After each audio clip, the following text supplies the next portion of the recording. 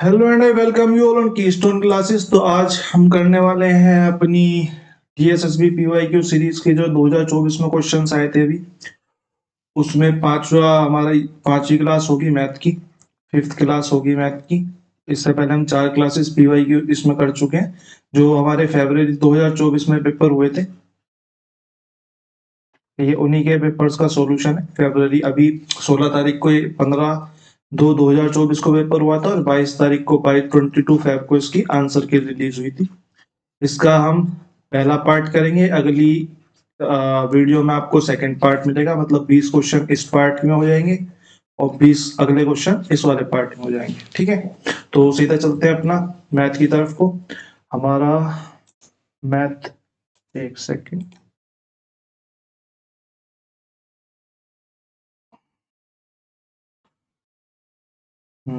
जी ऐसे, हाँ ठीक है, ये आ गई मैथ। ये हमारा पहला सेक्शन मैथ का स्टार्ट होता है यहाँ से, अर्थमेटिक न्यूमेरल। ठीक है, तो पहले क्वेश्चन पढ़ते हैं। The pie chart given below shows the production of 5 different factories. The total production of all these 5 factories is 4,500। ठीक है, 4,500 जो है उसने बोला सारी फैक्ट्रियों का टोटल है, और जो पाई चार्ट दिया हुआ है हमें ये परसेंटेज का दिया हुआ है। तो मैं ये बोल सकता हूँ कि 100% बराबर है 4,500 के। ठीक है, अब आगे देख लेते हैं।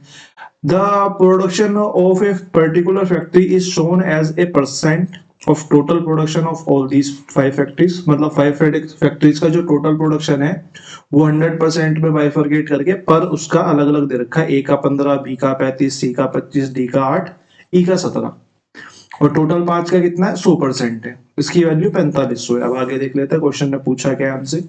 क्वेश्चन ने हमसे पूछा है what is the difference between total production of factory C and A. C और ए के फैक्ट्री प्रोडक्शन में अंतर कितना है। मेरे को दिख रहा है सी 25 है, ए 15 है, तो मैं बोल सकता हूँ सी माइनस ए जो है वो 10% है। सी माइनस ए यानी कि सी और ए के बीच में जो अंतर है वो 10% है। अगर वो 10% है, 100 की वैल्यू 4500 है, तो 10% की कितनी होगी, 4500/100।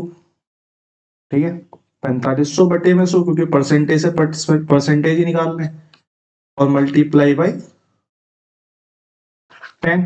ठीक है, तो 10% की वैल्यू कितनी आ गई मेरी, 450। ठीक है, 450 मेरा यहाँ पे राइट आंसर हो जाएगा। ऑप्शन नंबर 2 हमारा यहाँ पे राइट आंसर हो जाएगा। एक सेकंड में जरा पेन, नहीं पेन की थिकनेस तो यहीं से चेंज होगी, या तो लाइट हो जाता है या तो थिक हो जाता है। ठीक है, चलो इतनी थिकनेस पे काम करते हैं। अगले क्वेश्चन की तरफ को चलते हैं। Question number 2। Mohit invested a sum of money at compound interest. It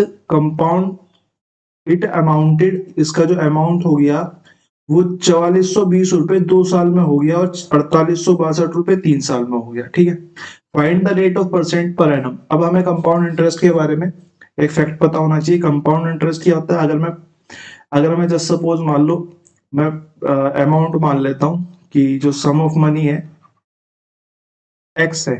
ठीक है, अगर मेरे को इस पे कोई ब्याज मिल रहा है, अगर मेरे को इस पे कोई एसआई मिल रहा है, तो पहले साल वो जस्ट सपोज वाई है, और जो एसआई सेकेंड साल है वो भी वाई होगा, एसआई थर्ड ईयर होगा वो भी वाई होगा। मतलब एसआई जो है वो पर ईयर सेम चलता चला जाएगा। लेकिन कंपाउंड इंटरेस्ट के केस में क्या होगा, पहले साल अगर एसआई वाई है, तो अगले साल इस वाले केस में अगर मैं कंपाउंड इंटरेस्ट की बात करूं, तो यहाँ पे जो हमारा कंपाउंड इंटरेस्ट होगा वो एक्स पे नहीं होगा, वो एक्स प्लस वाई पे होगा। उसका जो अमाउंट, सम ऑफ अमाउंट है, वो चेंज होके एक्स प्लस में वाई हो जाता है। ठीक है, इसी तरीके से इस क्वेश्चन में मैं ये कह सकता हूं कि अगर 2 साल में 4420 रुपए हो रहा है कंपाउंड इंटरेस्ट से, और 3 साल में 4862 हो रहा है, यानी कि ये जो पैसे हैं ये इसके लिए प्रिंसिपल है। ठीक है, इसके लिए प्रिंसिपल है। सेकेंड ईयर में क्या है, सेकेंड ईयर में प्रिंसिपल प्लस में इंटरेस्ट है, लेकिन इस वाले थर्ड ईयर के लिए ये पूरा का पूरा ही प्रिंसिपल है। प्रिंसिपल प्लस में इंटरेस्ट ही इसी के लिए प्रिंसिपल है।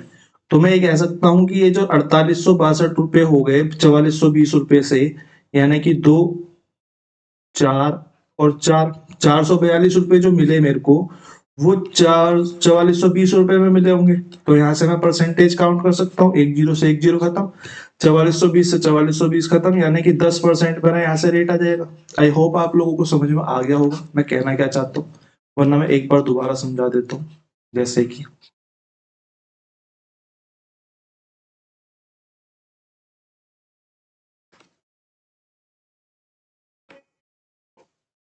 जैसे कि हमारा जो एसआई होता है, एसआई के लिए जो सम होता है, चाहे आप वो 50 साल का निकाल लो, एसआई के लिए जो सम होता है यानी कि जो प्रिंसिपल होता है वो हमेशा ही स्टैटिक रहेगा, एक्स रहेगा। जैसे कि अगर एसआई पे पहले साल में एक्स लग रहा है, तो उस पे अगर मैं इंटरेस्ट की बात करूं, इंटरेस्ट पे कोई y% लग रहा है या y मिल रहा है कोई उसे इंटरेस्ट, तो हमेशा वो y ही मिलता चला जाएगा, उसका एसआई कभी चेंज नहीं होगा। लेकिन अगर मैं सीआई की बात करूं, अगर सीआई पे पहले साल एक्स मेरे को सम था, तो अगले साल के लिए जो सम हो जाएगा वो हो जाएगा, अगर उसे पहले साल वाई इंटरेस्ट मिला तो नेक्स्ट ईयर के लिए जो सम हो जाएगा वो हमारा पहले साल का जो प्रिंसिपल था प्लस में पहले साल पे जो ब्याज मिला, ये हमारा प्रिंसिपल बन जाएगा। ठीक है, वही केस यहाँ पे है कि 3 साल के लिए जो पैसा होगा वो सेकेंड ईयर में जो अमाउंट होगा उस पे ब्याज मिलेगा। ये हमेशा अमाउंट पे ब्याज चलता रहता है और एसआई में हमेशा प्रिंसिपल पे ब्याज चलता रहता है। आप इस तरीके से बोल सकते हो कि एसआई पे जो ब्याज है वो हमेशा हमारा प्रिंसिपल पे चलता है, और जो सीआई पे ब्याज चलता है वो हमारा हमारा अमाउंट पे चलता है, पहले साल का अमाउंट, दूसरे साल का अमाउंट, तीसरे साल का अमाउंट। अब प्रिंसिपल और अमाउंट में क्या फर्क है? अमाउंट जो होता है हमारा प्रिंसिपल प्लस में इंटरेस्ट होता है, और प्रिंसिपल हमारा प्रिंसिपल होता ही है। ठीक है, अगले क्वेश्चन की तरफ को चलते हैं, अगला क्वेश्चन कर लेते हैं। बाकी तो एक क्लास का टॉपिक है, समझ में भी क्लास में ठीक आता है। The population of city is increased at the rate of 4% per annum.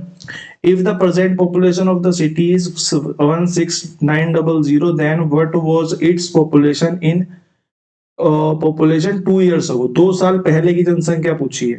ठीक है, 2 साल पहले की जनसंख्या पूछी है जब 4% की रेट से बढ़ रही है, तो मैं 4% को बोल सकता हूँ 1/25।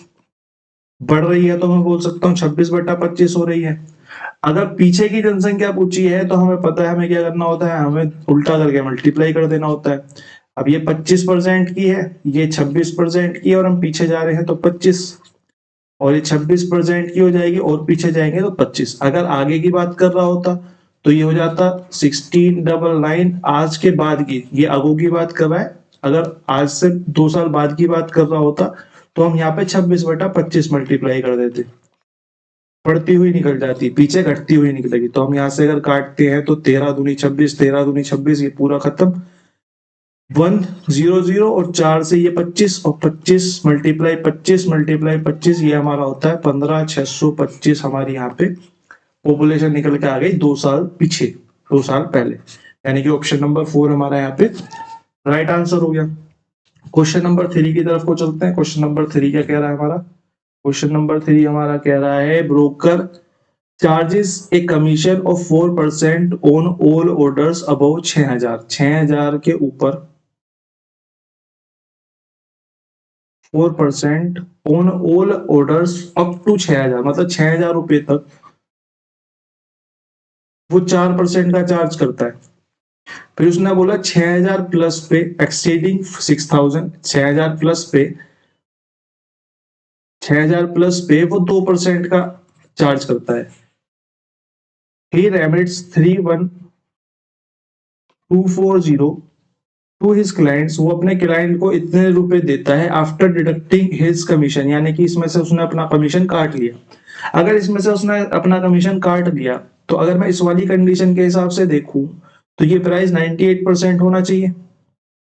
भाई अगर मैं इस वाली कंडीशन के हिसाब से देखूं 6000 तक तो वो 96% देता, लेकिन 6000 के बाद वो उसको 98% दे रहा है। ठीक है, अगर मैं यहाँ से 2% बढ़ा के इसको भी 98% पे ले आऊं कि यहाँ पे भी वो 98% दे दे, तो मैं बोलूंगा 2% इसे और दे देता हूँ, 6000 का 2% इसे और दे देता हूँ। अगर मैं अपने क्लाइंट को 6000 का 2% यानी कि 6×2 = 12, 120 रुपए और दे दूं, प्लस 120 रुपए और दे दूं, यानी कि इसे मैं कर दूं 661,360, इतने रुपए दे दूं, तो एक्चुअल में टोटल का 98% दे देगा, टोटल का 98% हो जाएगा भैया। 96 पे 2% मैंने और उसे वापस दे दिया। तो इतने रुपए अगर 98% के बराबर हैं तो मेरे से 100 की वैल्यू पूछी है, मैं काट लेता हूँ कितने से कटेगा। कटने से पहले इसको थोड़ा ऊपर लिख लेते हैं, 340 प्लस में 120, ठीक है। 9 3 27 और 9 दूनी 18, 8 दूनी 16, ठीक है। तो ये इतने पे कट जाएगा 320, यानी कि मेरा कितना आ जाएगा, द ऑर्डर अमाउंट कितना आ जाएगा, ऑर्डर अमाउंट हमारा आ जाएगा 32000। ये हमारा आंसर हो गया, करेक्ट आंसर हमारा हो गया ऑप्शन नंबर 3, ठीक है। आई होप आप लोगों को समझ में आ गया होगा मैं क्या कहना चाह रहा हूँ। क्वेश्चन नंबर 5 की तरफ को चलते हैं। Find the LCM of these numbers 24, 30, 42 and 60। 24, 30, 42 और 64 का एलसीएम ज्ञात करो। एलसीएम ज्ञात करने के लिए हम क्या करते हैं, एलसीएम ज्ञात करने के लिए हम सबसे पहले बड़ी संख्या लिखते हैं। अगर आपने पिछली 4-5 क्लासें देखी होंगी तो सबसे बड़ी संख्या, फिर इसमें जो संख्या इंक्लूड है वो यहाँ से हटा देंगे। जैसे कि इसमें अगर मैं बात करूं तो 2 तो है, इसमें भी 2 है, इसमें भी 2 है, तो हमने 2 हटा दिया, 21 बचा। ना तो इसमें 7 है ना तो इसमें 3 है, तो मैं 21 को पूरा लिख लेता हूँ। फिर मैं अगर 30 की बात करूं तो 30 की अगर मैं बात करूं, आपको एक बार और समझा देता हूँ। 30 की बात करूं तो ये 5 दिया 15 दूनी 30 है। क्या इसमें 5 है, इस पूरे में 5 नहीं है तो मेरे को 5 लिखना पड़ेगा। क्या इस पूरे में 3 है, 3 तो इसमें 21 में है और 2 इसमें है, तो ये इन दोनों को हमें नहीं लिखना पड़ेगा। जैसे कि अगर मैं 24 की बात करूं तो ये होता है हमारा 8 दिया 24, क्या 3 है, 3 तो इसमें है। 8 8 64 तो 8 भी है, तो मैं 8 को भी काट देता हूँ। तो मेरा एलसीएम कितना आ गया, मेरा एलसीएम आ गया 64 मल्टीप्लाई 21 मल्टीप्लाई में 2, यानी कि ये हमारा आ गया 2 नहीं 5 आएगा, 5, ठीक है 5 आएगा, यहाँ से 5 आया था ना, ठीक है। तो ये आ गया हमारा 105 मल्टीप्लाई में 64, 105 मल्टीप्लाई में 64 को हम यहाँ पे मल्टीप्लाई कर लेते हैं। 5 चौक 20, 2 2 का 2 ही 2, 4 एक 4 ही 4, 6 पंजे 30, 3 का 3 ही 3, 6 का 6 ही 6, यानी कि 0 2 7 6 6 7 6 7 2 0 हमारा यहाँ पे राइट आंसर हो गया, यानी कि ऑप्शन नंबर 1 हमारा यहाँ पे राइट आंसर हो गया। क्वेश्चन नंबर 6 की तरफ को चलते हैं। क्वेश्चन नंबर 6 हमारा क्या कह रहा है, if x% of y is 80 and y% of z is 240, find a relation between x and y, x and z। मेरे को 2 कंडीशंस दी हैं और मेरे को x और z के बीच में रिलेशन पूछा है। पहले मैं पहली कंडीशन को देख लेता हूं। मेरे को पहली कंडीशन में बोला x% ऑफ y, इसको ऐसे लिख सकता हूं या मैं थोड़ा सा अपने x के एक्सटेंट को चेंज कर लेता हूं, क्योंकि x और मल्टीप्लाई दोनों सेम लगेंगे। और ना x% ऑफ y बटे में सॉरी इक्वल में 80 के, और यहां से उसने बोला y% of z is equal to 240। इसको अगर मैं आगे सोल्व करना स्टार्ट करूं तो मेरे को पता चलेगा x बाई 100 मल्टीप्लाई में y बराबर में 80 के। यहां से अगर मैं इसको फर्दर सोल्व करना स्टार्ट करूं तो मेरे को पता चलेगा y मल्टीप्लाई में z अपॉन में 100 इक्वल टू 240 के। यहां से मैं देखूं तो मेरे को पता चल रहा है कि इन दोनों में कॉमन y है, तो मैं y की वैल्यू निकाल लेता हूं यहां से। तो मेरे को पता चला y की वैल्यू जो आएगी वो 8000 बट्टे में x आएगी। यहाँ भी y की वैल्यू निकालूंगा तो बाकी उधर चला जाएगा, 100 मल्टीप्लाई ऊपर हो जाएगा, z हमारा नीचे आ जाएगा क्रॉस मल्टीप्लाई से, तो ये 24000 बट्टे में z हो जाएगा। अगर मैं इन दोनों को इक्वेशंस को बराबर रख सकता हूँ, यहाँ भी y की वैल्यू यहाँ भी y की वैल्यू, तो मेरे को यहाँ से क्या मिला, मेरे को यहाँ से मिला कि 8000 बटे में x जो है वो बराबर है 24000 बटे में z के। और मेरे को x और z में ही रिलेशन पूछा था, मेरा रिलेशन आ गया। इसे 3 से मल्टीप्लाई कर देंगे तो z बराबर में 3x के, यही मेरा रिलेशन इसने पूछा था। ऑप्शन नंबर 4 हमारा यहाँ पे राइट आंसर हो गया, ठीक है। अब चलते हैं हम क्वेश्चन नंबर 7 की तरफ। If the SCF of two products is if the product and the SCF of the two numbers are 34, 30 and 35 respectively। मेरे को पता है जो प्रोडक्ट होता है, product of two numbers is equal to LCM multiply में एचसीएफ। अब मेरे को इस कंडीशन में एचसीएफ मेरे को दिया हुआ है 35, मेरे से एलसीएम ही निकालने को बोला है और मेरे को प्रोडक्ट भी दिया हुआ है 3430। मैं यहां से इसको डिवाइड कर देता हूं तो मेरे को एलसीएम कितना मिल जाएगा 3430 डिवाइडेड बाई 35, 5 से 5 दूनी 10 और 7 से 7 चौक 28 और 7 दिन 63 मल्टीप्लाई बाई 2 यानी कि 98 हमारा यहाँ पे राइट आंसर हो जाएगा। ठीक है, क्वेश्चन नंबर 7 की तरफ को चलते हैं। क्वेश्चन नंबर 7 क्या कह रहा है, if the ratio of two positive numbers is 12:13 and their product is 2496 तो मैं अब ये बोल सकता हूं कि अगर ये रेशियो है तो नंबर जो है वो 12x और 13x मान सकता हूं मैं से। मेरे को यहाँ पे प्रोडक्ट दिया तो मैं ये कह सकता हूँ कि 12x मल्टीप्लाई में 13x मेरे को बराबर दिया 2496 के।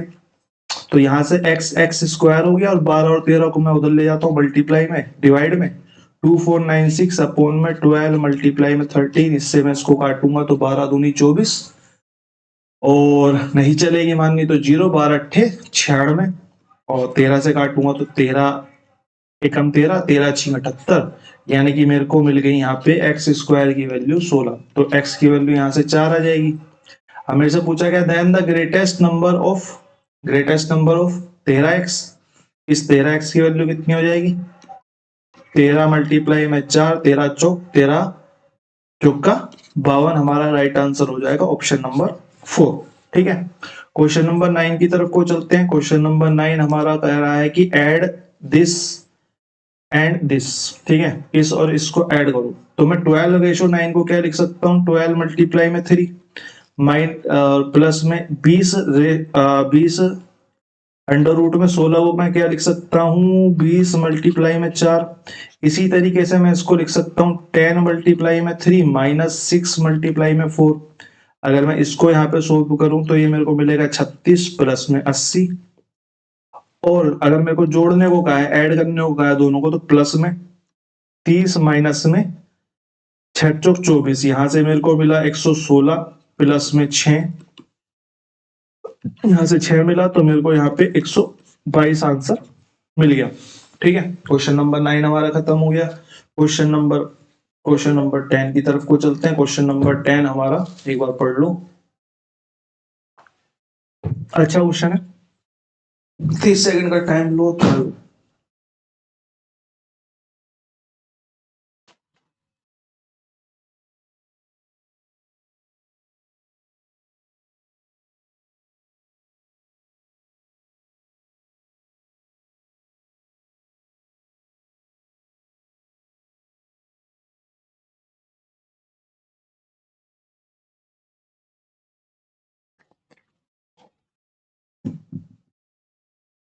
ठीक है। चलो 10वां क्वेश्चन करते हैं।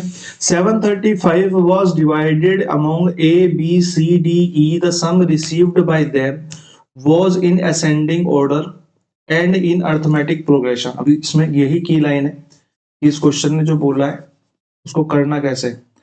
was in ascending order and in arithmetic progression ठीक है। E received 40 rupees more than A। अब इसने बोला क्वेश्चन ने कि 735 रुपीज को मैंने A B C D E में बांटा। अभी मेरे को नहीं पता कैसे बांटा लेकिन मैं अभी लिख लेता हूं C D E में बांटा।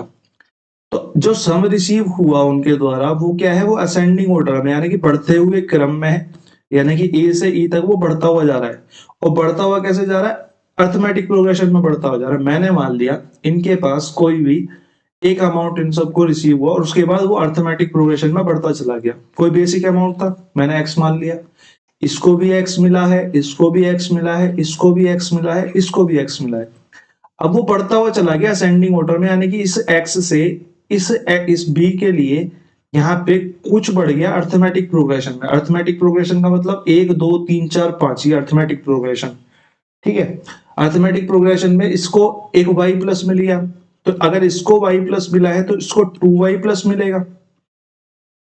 इसको 3y प्लस मिलेगा क्योंकि अर्थमेटिक प्रोग्रेशन में, और इसको 4y प्लस मिलेगा, यानी कि इनको एक बेसिक अमाउंट तो सेम मिलेगा, लेकिन ये y बढ़ते हुए क्रम में मिलेगा।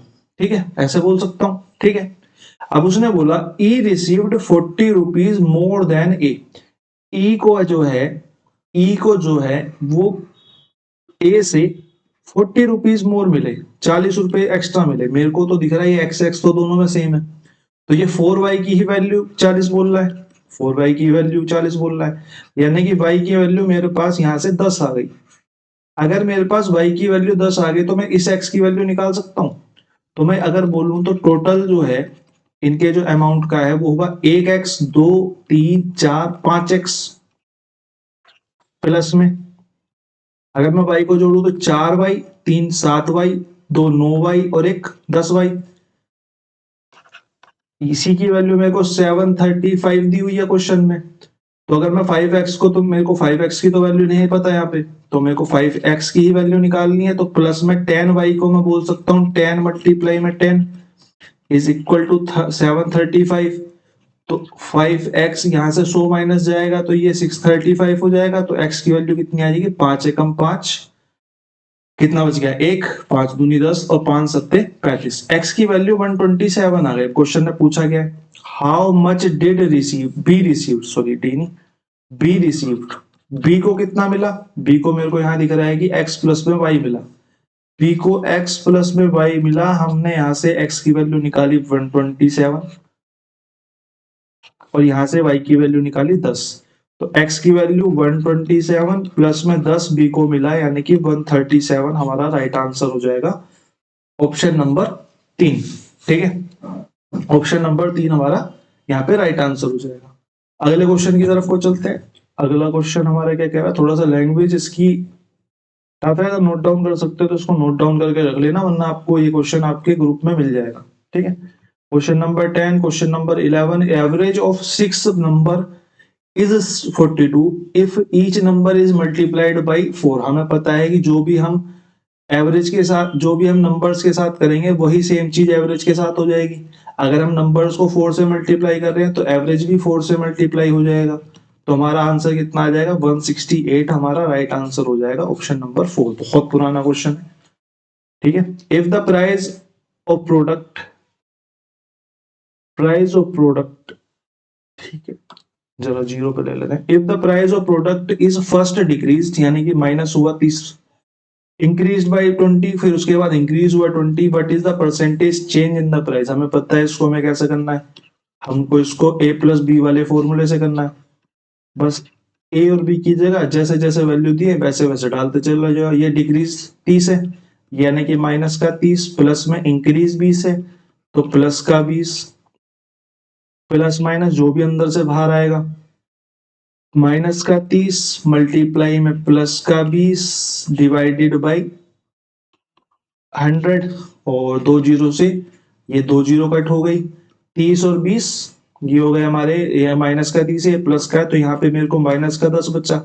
यहाँ से माइनस का बाहर आएगा तो माइनस का 6 बचा, यानी कि माइनस का 16। अब माइनस क्या होता है, डिक्रीज होता है, डिक्रीज होता है हमारा ऑप्शन नंबर 2 यहाँ पे राइट आंसर हो जाएगा। ऑप्शन नंबर 2 हमारा यहाँ पे करेक्ट आंसर हो जाएगा। ठीक है, करेक्ट आंसर हो जाएगा। उसके बाद चलते हैं हम अगले।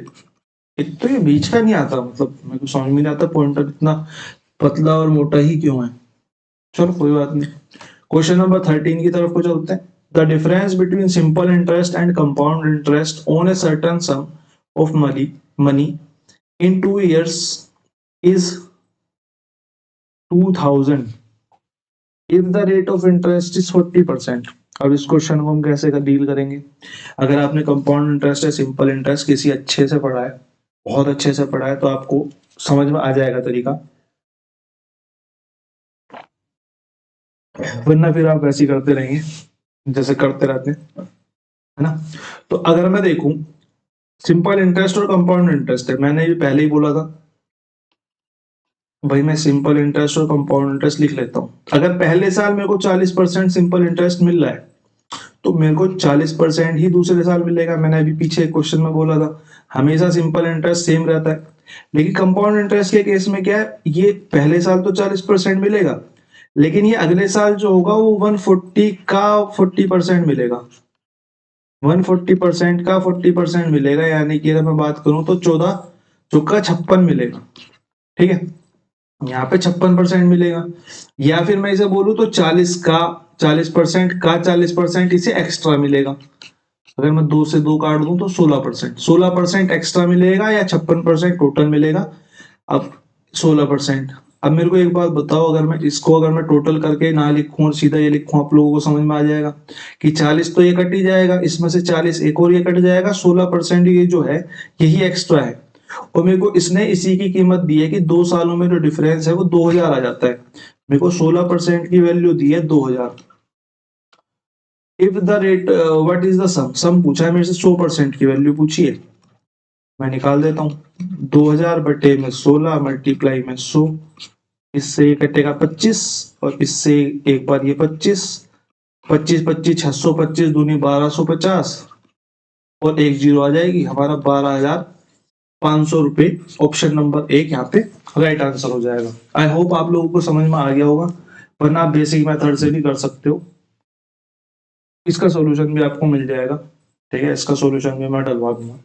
Question number 13, question number 14, question number 14 आपका बहुत बेहतरीन क्वेश्चन है। अगर आपको बेसिक अंडरस्टैंडिंग है फिर भी आप फंस जाएंगे। क्यों?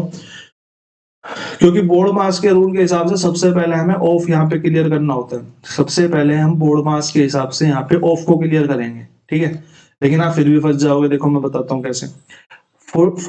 मैं यहाँ पे लिख लेता हूँ इन सबको, इक्वेशंस को, पेन को पतला कर लेता हूँ। ठीक है, 450 का 5%, 450 का 5% हो जाएगा हमारा 5 और 25 और 5 चौक 20, 225।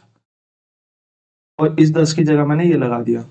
अब मैं इस वाली को सोल्व करता हूँ, 20% ऑफ 800 को, 800 का 20% हमारा 160 हो जाएगा। फिर मैं इस वाले 10% ऑफ 1000 को सोल्व करता हूँ, 10% ऑफ 1000 कितना हो जाएगा, ये तो हमें सीधा सीधा पता ही चल रहा है, ये तो 100 हो जाएगा। ठीक है, उसके बाद मैं इसको सोल्व करता हूँ, इसको मैं सोल्व करूंगा तो 500 का 5% ये कितना हो जाएगा हमारा 25 हो जाएगा। लेकिन अब इसमें क्या है, अब ये जो डिवाइड का चिन्ह है, तो अब ये वाली दो इक्वेशन सोल्व होंगी, यानी कि ये जो 100 आया है ये डिवाइड बाई 25 आएगा, यानी कि यहाँ से जो है हमें माइनस का 4 मिलेगा। ठीक है, और ये वाली इक्वेशन इसके बाहर लिखी जाएंगी, यानी कि 22.5 प्लस में 100 और माइनस में 4। अब ये इक्वेशन बन गई, इसको अगर मैं काट देता हूँ। ठीक है, अब ये इक्वेशन मेरे को मिल गई, यानी कि 122 सॉरी ये 160 था, ये 160 था, ये 160 था। ठीक है, 160 यानी कि 182.5 माइनस में 4, यानी कि मेरा आंसर आ गया 178.5। ठीक है, 178.5 मेरा यहाँ पे राइट आंसर हो गया। 160 था। ठीक है, बस यहाँ पे याद रखना है, ऑफ को क्लियर करने के बाद सबसे पहले यहाँ पे भाग का ध्यान देना। आधी बार तो पढ़ने में प्लस हो जाता, पता नहीं कैसी शीट्स बनाते हैं। ठीक है, उसके बाद चलते हैं अगले क्वेश्चन की तरफ को। अगला क्वेश्चन हमारा क्या कह रहा है, क्वेश्चन नंबर 15। क्वेश्चन नंबर 15, अब हमारे 6 क्वेश्चन बचे। The average of 20 numbers is 12। 20 numbers का जो एवरेज है वो 12 है। पहले 14 नंबर का एवरेज जो है वो 10 है। First 14 numbers is 10। That is the next 5 numbers are 8। अगले 5 का जो है 8 है। मेरे को पता चल गया 14 और 5 19 तो आ गए, एक ही बचा है, वही पूछा होगा। The last number is, last number क्या होगा, मैं यहाँ से टोटल निकाल सकता हूँ। टोटल मेरा आएगा 240, 14 का मेरा आएगा 140 और 8 पंजे 40 ही आ जाएगा। अगर मैं इन दोनों को जोड़ दूं तो मेरे पास 19 नंबर्स का सम आ जाएगा, कितना 180, और 20 का सम कितना है 240। तो मेरा 20वीं संख्या कितनी आएगी, 20 नंबर कितना आ जाएगा, 240 में से 180 घटाएंगे तो मेरा आ जाएगा आंसर 60। यही पूछा था, द लास्ट नंबर इज, और लास्ट नंबर ही हमारा 60 निकल के आ गया। ठीक है, ऑप्शन नंबर ए हमारा, यानी कि ऑप्शन नंबर 1 हमारा राइट आंसर हो गया। अगले क्वेश्चन की तरफ को चलते हैं। 16 नंबर क्वेश्चन बार ग्राफ का क्वेश्चन है हमारा। The bar graph given below shows the percentage distribution. Percentage distribution हमें शो कर रखा है. The total expenditure of a company under various expenses heads during 2009 के अनुसार परसेंटेज डिस्ट्रीब्यूशन हमें नीचे बार ग्राफ में शो किया हुआ है, यानी कि ये पूरा का पूरा 100% होगा. ये पूरा का पूरा 100% होगा. अब लेकिन मेरे को इसने पूरी वैल्यू तो कहीं दी नहीं है, तो क्वेश्चन ने दी होगी. If the expenditure on advertisement is 3.6 crore, मेरे को दिख रहा है यहाँ पे एडवर्टाइजमेंट है और एडवर्टाइजमेंट की वैल्यू जो है वो 18 है, यानी कि 18% की वैल्यू जो है वो 3.6 CR है. अभी मैं इसको ऐसे ही छोड़ देता हूँ. फिर उसने बोला then the difference between the expenditure on transport and taxes. Transport और टैक्सेस के बीच में डिफरेंस कितना होगा. मेरे को टैक्सेस यहाँ दिख रहा है, ट्रांसपोर्ट यहाँ दिख रहा है. ट्रांसपोर्ट 15 है, टैक्सेस 12 है, तो मैं ये कह सकता हूं कि इनके बीच का जो डिफरेंस है वो 3% का है. 3% का है, तो 18 की वैल्यू अगर इतनी है तो 3% की कितनी वैल्यू होगी. 3.6 CR अपोन में 18 मल्टीप्लाई में 3 से ये 3 कट गया और 6 टाइम्स 6 से कट गया 6 टाइम, तो 3% की वैल्यू हो गई हमारी 0.6 CR. 0.6 CR हमारा कौन से ऑप्शन में, अभी तक और तो नहीं होना चाहिए. हाँ ठीक है, ऑप्शन नंबर 4 हमारा यहाँ पे राइट आंसर हो गया 0.6 CR. ठीक है, 0.6 CR. तो अगले क्वेश्चन की तरफ को चलते हैं. क्वेश्चन नंबर 16 हो गया. क्वेश्चन नंबर 17 पे आ चुके हैं हम. If Suresh borrows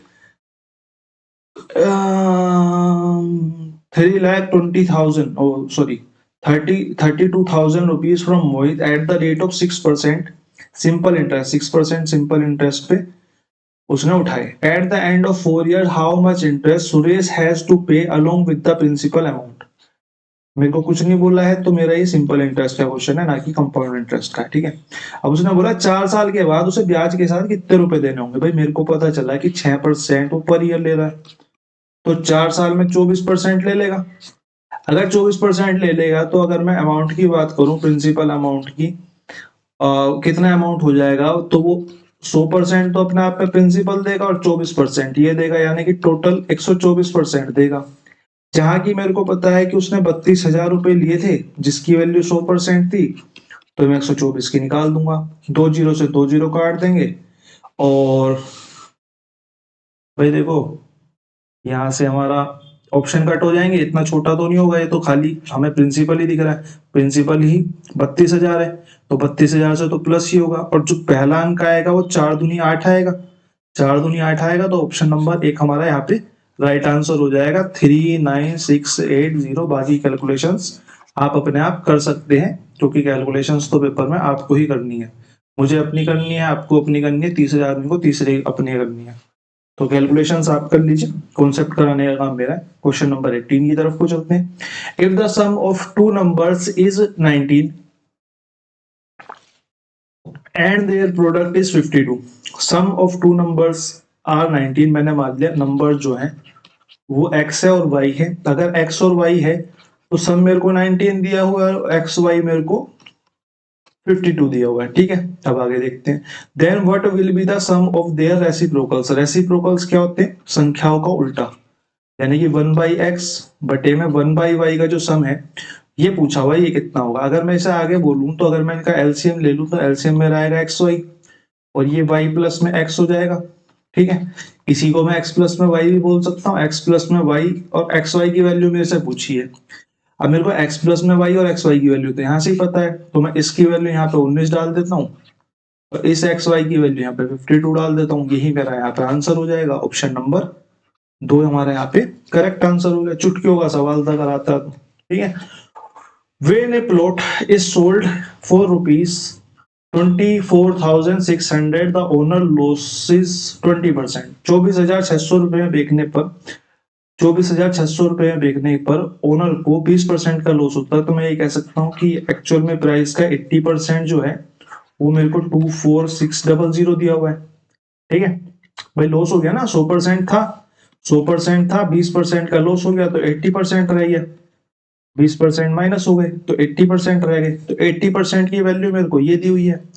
at what price must be the plot is gain under 120 20%। अगर गेन 20% कर रहा है तो यानी कि 120% उसे चाहिए। यानी कि मेरे को क्वेश्चन ने 80% की वैल्यू इतनी दी है और मेरे को 120% की वैल्यू पूछी है। 120% की वैल्यू पूछी है तो मैं कर देता हूँ 24600 अपॉन में 80 मल्टीप्लाई में 120, बस इतना सिंपल सा तो है। 8 दूनी 16, 8 3 24 और कितना बच गया 6, 8 6 48, 8 7 56, 8 7 56 और 8 5 40, यानी कि 375 मल्टीप्लाई में 120।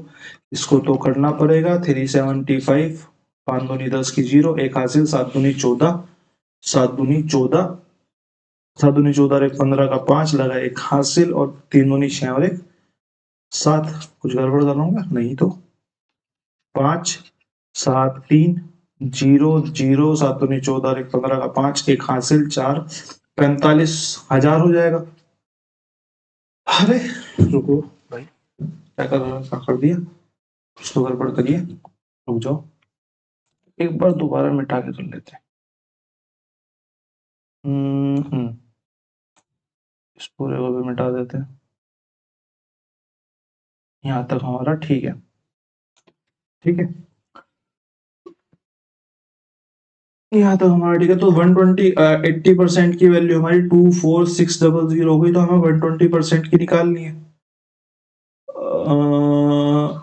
24600 अपॉन में 80 मल्टीप्लाई बाई 120, तो मैं इसको काट देता हूँ ना, 4 दूनी 8, 4 तिया 12, 2 से 2 एकम 2, 2 दूनी 4, 2 तिया 6, 00, 123 दूनी 123 तिया 369 और 2 जीरो की 2 जीरो, हमारा ये राइट आंसर। पिछली कुछ कैलकुलेशन मिस्टेक हो गई थी, ठीक है। दोबारा आते हैं अगले क्वेश्चन की तरफ को आते हैं। अगला फिर हमारा चार्ट का क्वेश्चन। चार्ट में हमें दिया हुआ है कि लास्ट की लाइन में अगर हमें दिख रहा है तो क्वेश्चन में कि उसने बोला है कि टोटल मंथली इनकम जो है वो 65,000 है और परसेंटेज का चार्ट है। तो मेरे को यहाँ से तुरंत क्लिक हो जाना चाहिए कि 100% की वैल्यू जो है 65600 है। अब क्वेश्चन के आगे बढ़ते हैं। फाइंड द डिफरेंस, मेरे को डिफरेंस निकालने को बोला है किस किस में, फूड में और एंटरटेनमेंट में। एंटरटेनमेंट में और फूड में। भाई एंटरटेनमेंट मेरे को कहाँ दिख रहा है, भाई चाइल्ड के बाद होना चाहिए, चाइल्ड के बाद होना चाहिए यानी कि ये होना चाहिए। और फूड मेरे को कहाँ दिख रहा है, फूड मेरे को ये दिख रहा है, फूड मेरे को ये दिख रहा है। नहीं, कलर में थोड़ा सा डिफरेंस है, एक सेकेंड। नहीं नहीं नहीं नहीं, एंटरटेनमेंट ये वाला नहीं है, कलर का थोड़ा ध्यान रखना। एंटरटेनमेंट ये वाला है, एंटरटेनमेंट का ये है और फूड का ये है, ठीक है। एंटरटेनमेंट का ये, फूड का ये। तो यानी कि 20% तो फूड का है और 18% एंटरटेनमेंट का है। तो मैं अगर डिफरेंस की बात करूं इन दोनों के बीच की, तो इन दोनों के बीच में 2% का डिफरेंस है। बस मेरे को 2% निकालना है, 100% मेरे को दिया हुआ है। तो 65,600 की वैल्यू अगर 100 है, मेरे को 2 की निकालनी है, 2 से डिवाइड हो जाएगा। तो डिफरेंस कितना आ जाएगा हमारा, 6 दूनी 12, 5 दूनी 10, 1312 रुपए। ये हमारा डिफरेंस आ जाएगा। आपकी अगली क्लास शायद 9 बजे अपलोड होगी, आज ही अपलोड कर दूंगा मैं, जहां तक शाम को 9 बजे तक। ये वाला हमारा जो 15 फरवरी का थर्ड शिफ्ट का पेपर है, ये हमारा आज ही कंप्लीट हो जाएगा। मेरे को मैथ्स के पेपर बहुत कम मिले हैं, जितने मिले हैं मैं उतने करा रहा हूँ, आगे मिलते रहेंगे, मैं आगे कराता रहूंगा। बाकी आपकी कल से जीएस की क्लास भी स्टार्ट होने वाली है। जीएस का जो प्रीवियस ईयर है उसका डीप एनालाइज करेंगे। जैसे मैथ कर रहे हैं, मैथ तो हम एग्जाम अप्रोच के हिसाब से कर रहे हैं, और जीएस हम ऐसी अप्रोच के साथ करेंगे जिससे कि और एग्जाम्स के क्वेश्चन भी बन सके। इसके लिए आप बने रहिए और मिलते हैं शाम को। धन्यवाद।